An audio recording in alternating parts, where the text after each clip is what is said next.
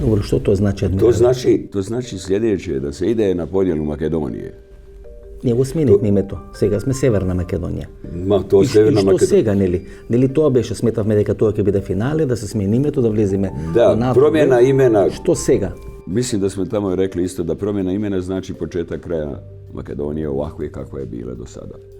Promjena imena, to ljudi ne razumiju što znači da mijenjate ime. Kad vi promijenite ime, vi niste više to što jeste. Nešto ste drugo. Друг субјект, Tako je, drugi subjekt, točno. друг идентитет. Drugi entitet, drugi subjekt, drugi mentalni sklop koji će se sustavno namećati. Ето Da господин.